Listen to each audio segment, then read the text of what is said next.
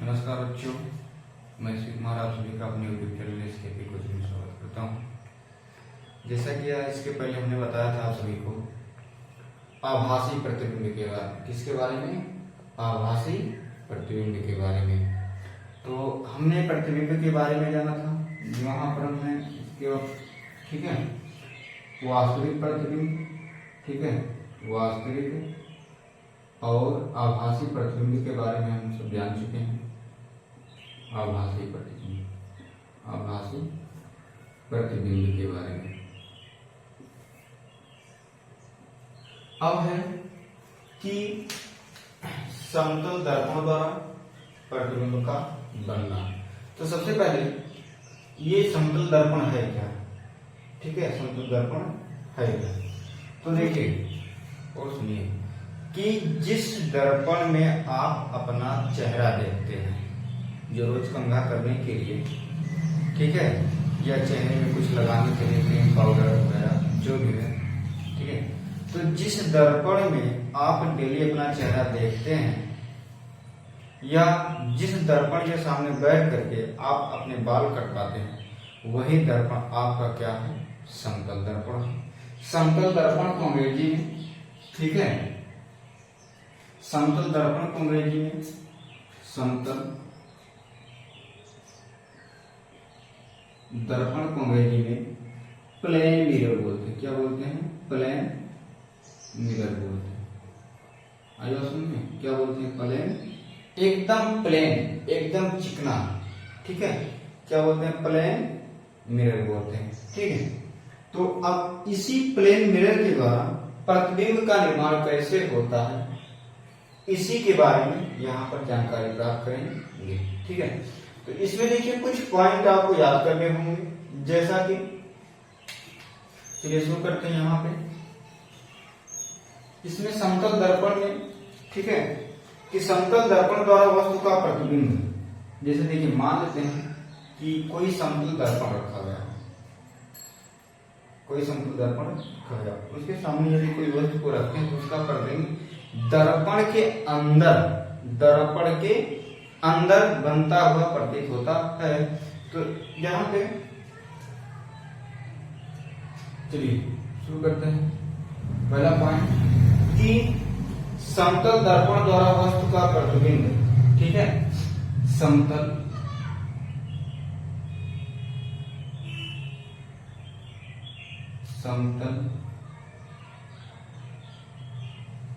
दर्पण द्वारा वस्तु का प्रतिबिंब, समतल द्वारा वस्तु का प्रतिबिंब, ठीक है, आभासी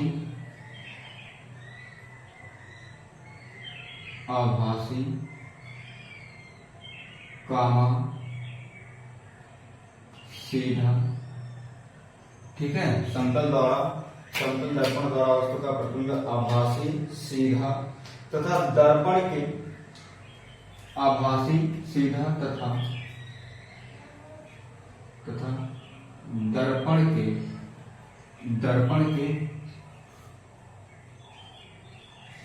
लंबवत, दर्पण के लंबवत ठीक उतनी ही दूरी पर बनता है, ठीक उतनी ही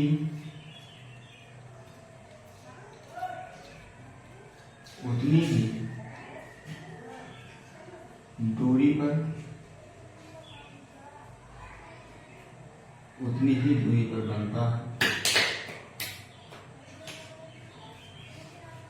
बनता है, जितनी दूरी पर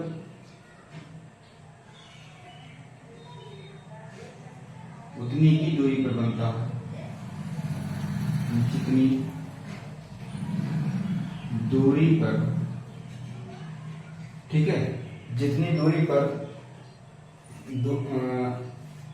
उतनी ही दूरी पर, जितनी दूरी पर वस्तु, ठीक है, जितनी दूरी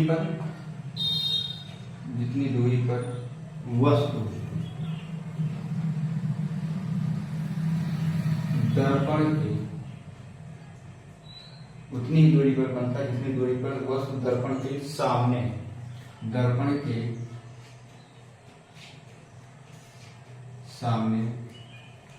रखी हुई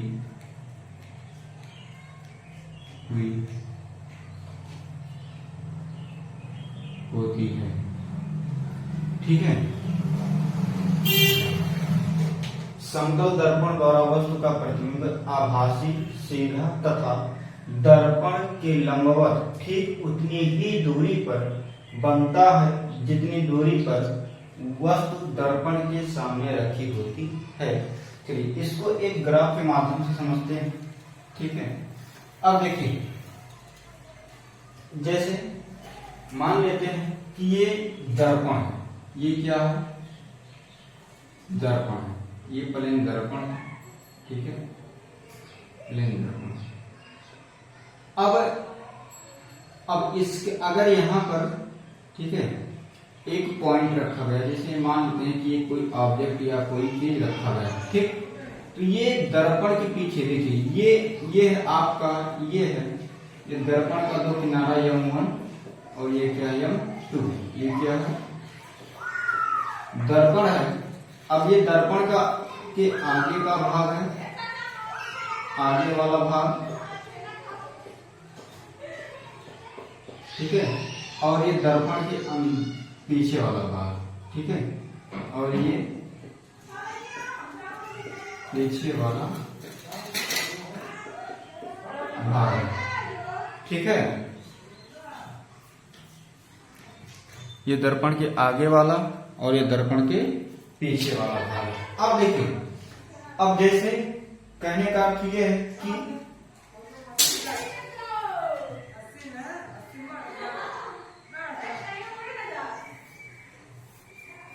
ठीक है, अब यहां पर ये मान लेते हैं कि इसकी दूरी कितना है, 5 सेंटीमीटर, यहां से लेकर के यहां तक की दूरी कितना है, 5 सेंटीमीटर, यानी कि इस दर्पण से वस्तु 5 सेंटीमीटर की दूरी पर, यानी दर्पण के सामने रखा हुआ है। ठीक है, तो अब यहां पर जो ये वस्तु बनेगा, वस्तु का जो प्रतिबिंब बनेगा, इसकी भी दूरी दर्पण के अंदर कितना होगा, 5 सेंटीमीटर ही होगा, क्योंकि समतल दर्पण द्वारा वस्तु का प्रतिबिंब आभासी, एक तो पहले ये कैसा बनेगा, आभासी बनेगा, और दूसरा सीधा बनेगा। यानी कि अगर हम बात करें कि अगर यहां पर इसको मान लेते हैं, बात करें जैसे मान लेते हैं, चलिए ये A हो गया और ये B हो गया, तो इधर भी ऐसे ही बनेगा, इधर ही ऐसे ही बनेगा।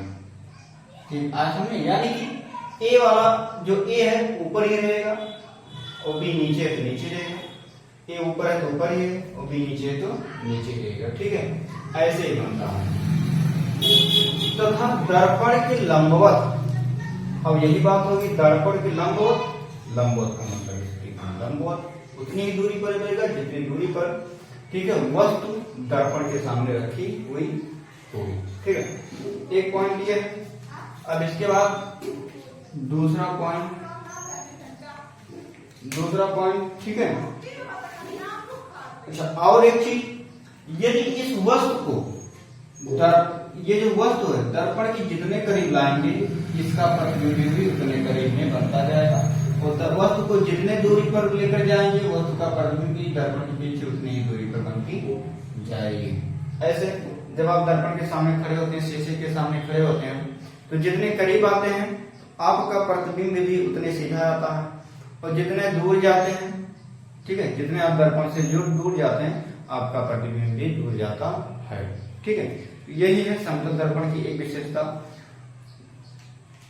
और दूसरा है कि समतल दर्पण द्वारा वस्तु का बने वस्तु का प्रतिबिंब, समतल दर्पण द्वारा बने समतल दर्पण द्वारा बने वस्तु का प्रतिबिंब, ठीक है, वस्तु का प्रतिबिंब, ठीक है, वस्तु का प्रतिबिंब वस्तु के आकार के बराबर होता है, वस्तु के, ठीक है, प्रतिबिंब का आकार, ठीक है, वस्तु के प्रतिबिंब समतल दर्पण द्वारा बने वस्तु का प्रतिबिंब, ठीक है,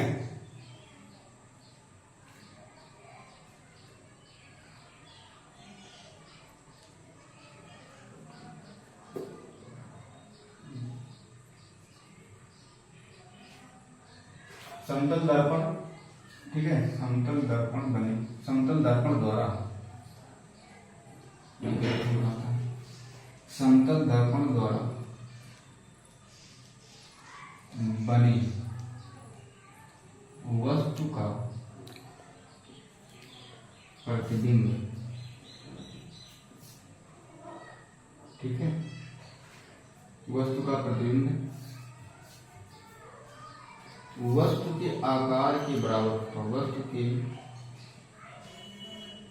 आकार के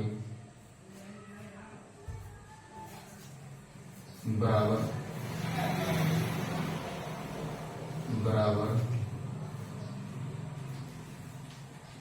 होता है, ठीक है। यानी कि समतल दर्पण द्वारा बने वस्तु का प्रतिबिंब वस्तु के आकार का बराबर होता है, यानी कि जितना बड़ा वस्तु दर्पण के सामने रखेंगे उतने बड़ा दर्पण के अंदर क्या बनेगा, उसका प्रतिबिंब का आकार बनेगा। अब कहने का अर्थ ये है, अब यहीं पे है कि मान लेते हैं ये जो गोल सा दिखाई दे रहा है, इस चलिए ये जो ए बी हमने लिया, ए बी, चलिए इसका मान लेते हैं कि ये 1 सेंटीमीटर ऊंचा है। कितना सेंटीमीटर ऊंचा है? 1 सेंटीमीटर ऊंचा है। तो ये भी कितना सेंटीमीटर ऊंचा होगा? 1 सेंटीमीटर ही ऊंचा होगा। अर्थात देखिए, समतल दर्पण के सामने रखे वस्तु का प्रतिबिंब जो बनेगा वस्तु के आकार, ठीक है, और वस्तु की ऊंचाई, ठीक है, वस्तु की ऊंचाई और वस्तु की मोटाई, इन या अर्थात सीधा सीधा जैसा वस्तु आप समतल दर्पण के सामने रखेंगे ठीक वैसा ही प्रतिबिंब समतल दर्पण के अंदर बनता हुआ प्रतीत होगा। ठीक है, यहाँ पे बनेगा। ठीक, इसके बाद एक पॉइंट और है, बहुत महत्वपूर्ण पॉइंट है कि समतल दर्पण से यहां पर एक पॉइंट और बना सकते हैं। समतल दर्पण से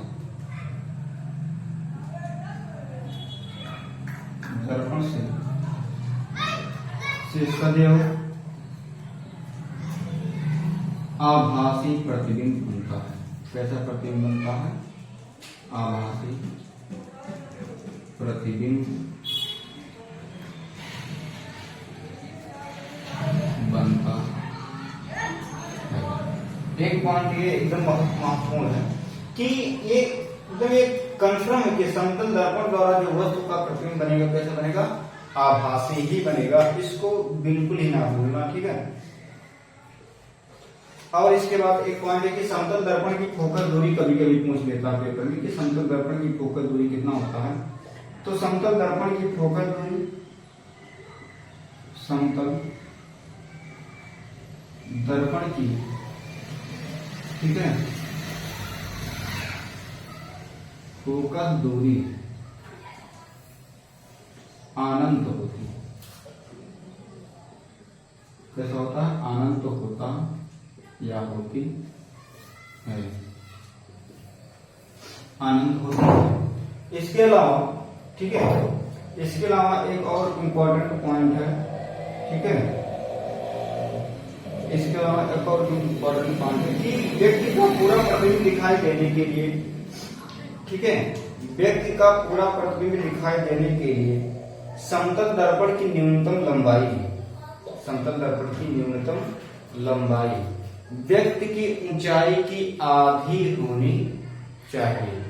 यदि किसी व्यक्ति को अपना पूरा प्रतिबिंब देखना है, जितना बड़ा उसका आकार है, तो कम से कम समतल दर्पण की जो ऊंचाई होनी चाहिए उस व्यक्ति के आधा तो जरूर होना चाहिए। जैसे मान लेते कि 5 फुट का व्यक्ति है, उसको अपना पूरा प्रतिबिंब देखना है, तो उसको अपना पूरा प्रतिबिंब देखने के लिए कम से कम उसको 2.5 फुट का शीशा या समतल दर्पण मिलना आवश्यक है, जिससे वो अपना पूरा प्रतिबिंब देख सके। ठीक है, तो व्यक्ति का पूरा प्रतिबिंब दिखाई देने के लिए व्यक्ति का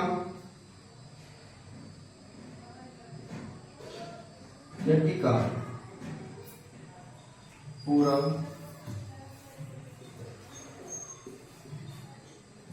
प्रतिबिंब दिखाई देने के लिए, ठीक है, व्यक्ति का पूरा प्रतिबिंब दिखाई देने के लिए, ठीक है, समतल दर्पण की न्यूनतम लंबाई, समतल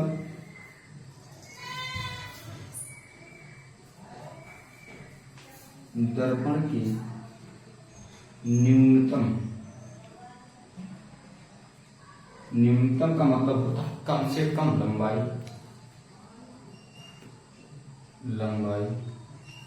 ठीक है, व्यक्ति की लंबाई की आधी, व्यक्ति की ऊंचाई, ठीक है, व्यक्ति की ऊंचाई की आधी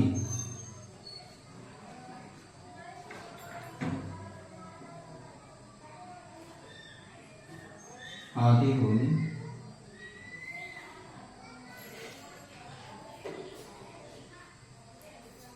चाहिए। ठीक है, तो एक बार और इसको रिपीट कर दे रहे हैं, इसके बाद फिर चलिए इस पे देखते हैं, कुछ सवाल आते हैं। ठीक है, पहला पॉइंट ये है कि समतल दर्पण द्वारा वस्तु का प्रतिबिंब आभासी, सीधा तथा दर्पण के लंबवत ठीक उतनी ही दूरी पर बनता है जितनी दूरी पर वस्तु दर्पण के सामने रखी होती है। ठीक है, जैसा कि यहाँ पर आप देख सकते हैं कि ये दर्पण है, दर्पण के आगे वाला भाग है जहाँ पे वस्तु ये रखा गया है, और दर्पण के पीछे वाला भाग है जहाँ पे प्रतिबिंब बनेगा। तो 5 सेंटीमीटर की दूरी पर यदि हम दर्पण से 5 सेंटीमीटर की दूरी पर रखते हैं तो वह इस वस्तु का प्रतिबिंब दर्पण के अंदर कितनी दूरी पर बनेगा? 5 सेंटीमीटर की दूरी पर बनेगा। ठीक है, अब इसी से संबंधित प्रतिबिंब से संबंधित समतल दर्पण के प्रतिबिंब से संबंधित कुछ प्रश्न लेकर के कुछ प्रश्न आता है। ठीक है, तो चलिए उस प्रश्न को क्लियर कर लेते हैं। ठीक है, देखते हैं कि प्रश्न क्या है। बाकी ये पॉइंट ऐसा है का ऐसा ही लिखा है, आप नोट्स कर सकते हैं इसी पॉइंट के माध्यम से कि आपको एकदम अच्छे से समझाते हैं। ठीक है, समझा देंगे।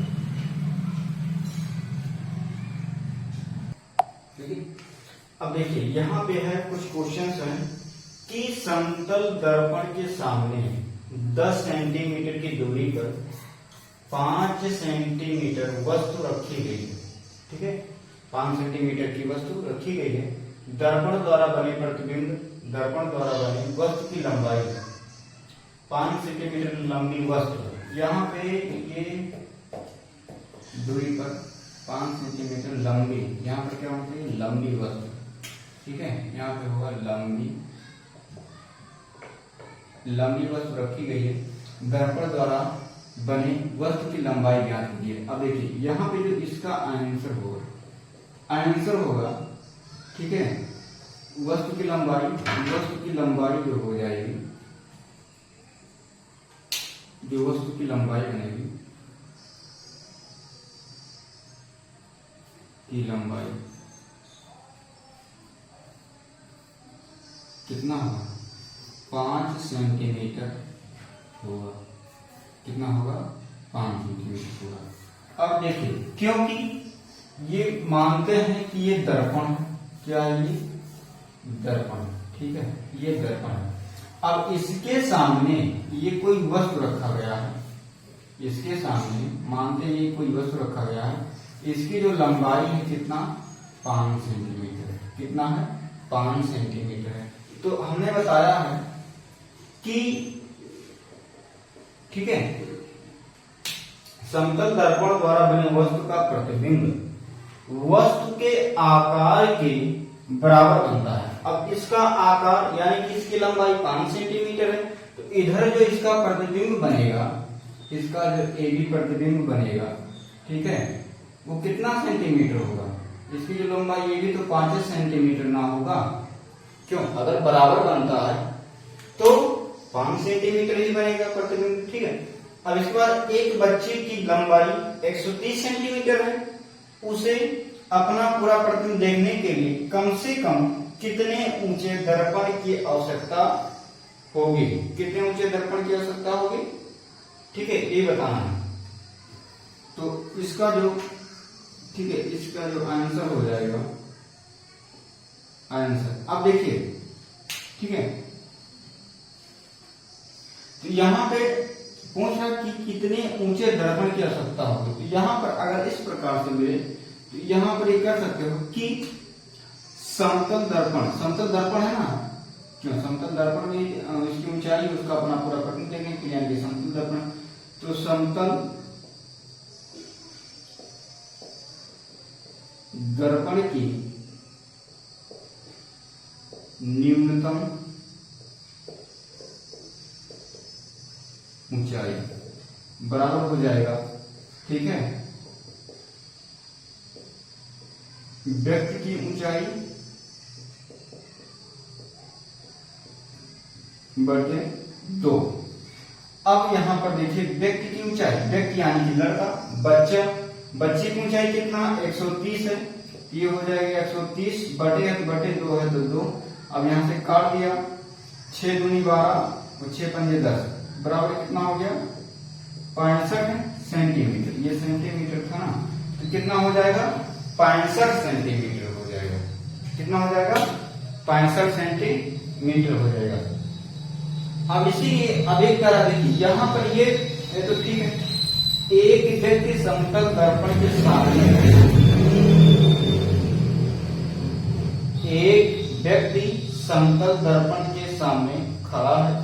यदि व्यक्ति, ठीक है, समतल दर्पण है तो यहां पर बना लेते हैं, चलिए यहां पर बना लेते हैं समतल दर्पण, ठीक है, ये मानते हैं कि ये समतल दर्पण है, ठीक है, M1 M2 ये समतल दर्पण,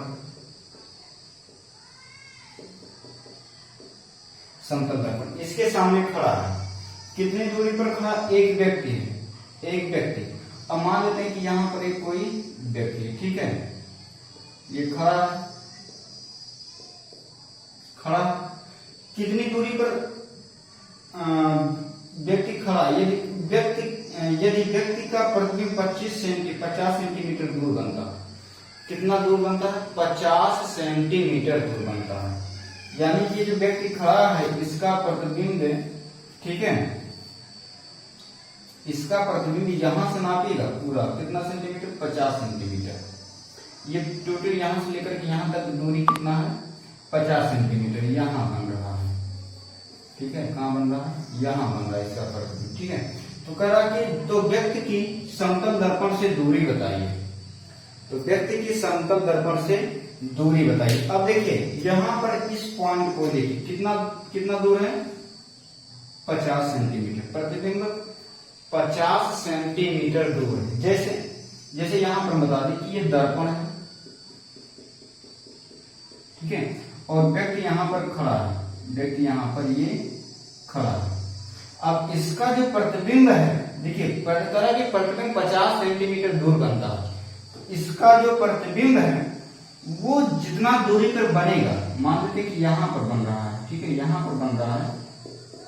अब यही जो दूरी है, ठीक है, 50 सेंटीमीटर, यानी कि यहां से लेकर के यहां तक की प्रतिबिंब तक की दूरी कितना है 50 सेंटीमीटर दूर बनता है, यानी कि इसी से दूरी नापेंगे किसका, इसके प्रतिबिंब की दूरी 50 सेंटीमीटर। तो कह रहा तो व्यक्ति की समतल दर्पण से दूरी बताइए, समतल दर्पण से दूरी बताइए। तो अब यहां पर ये हो जाएगा, तो ठीक है, व्यक्ति के समतल दर्पण से दूरी यहां पर कर सकते हैं, ठीक है, व्यक्ति के समतल दर्पण से दूरी, व्यक्ति की समतल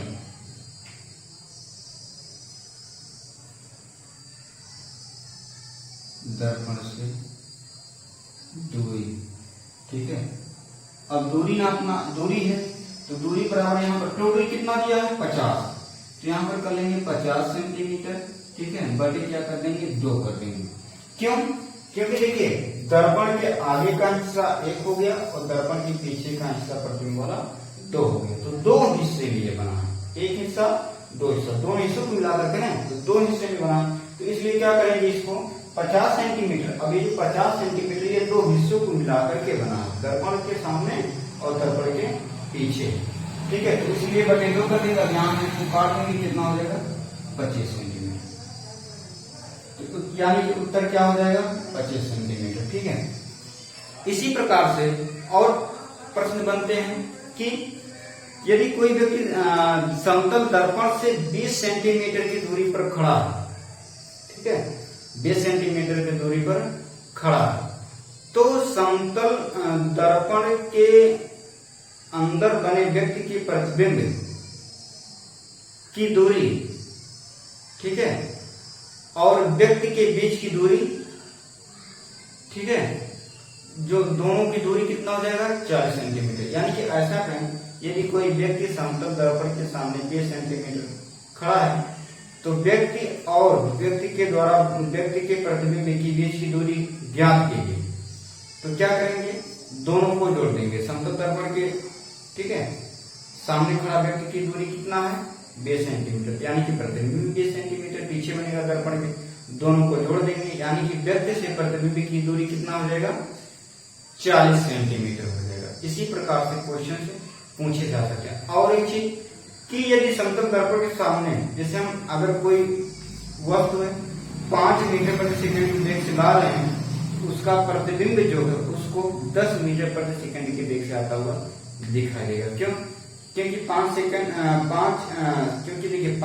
मीटर प्रति सेकंड की वेग से ये भी जा रहा है, प्रतिबिंब भी 5 मीटर प्रति सेकंड की वेग से आएगा, यानी कि दोनों की अगर बात करें दोनों को जोड़ लेंगे कितना हो जाएगा 10, मल्टीप्लाई कर देंगे 2 से, तो 10 मीटर प्रति सेकंड की वेग से आता हुआ प्रतिबिंब प्रतीत होगा, ठीक है। तो उम्मीद है ये वीडियो आपको पसंद आया होगा, आप यहाँ से ये प्रश्नों के स्क्रीनशॉट्स ले सकते हैं, ठीक है। और इसके अलावा यदि आप चैनल पर नए हैं तो कृपया चैनल को सब्सक्राइब करें, हम ऐसे ही आप लोगों के लिए वीडियो लाते रहेंगे, पूरा सीरीज लेकर आएंगे, पूरा किताब पढ़ाएंगे बारी बारी, छोटा छोटा पार्ट बना के, ठीक है। आप निरंतर वीडियो को देखते रहिए, लगभग रोज आपको भौतिक विज्ञान, ठीक है, का एक पार्ट मिलेगा। इसके अलावा एक बच्चे ने कमेंट किया कि सर जीव विज्ञान का भी वीडियो बनाइए, तो हम जीव विज्ञान का वीडियो बनाने वाले हैं, ठीक है।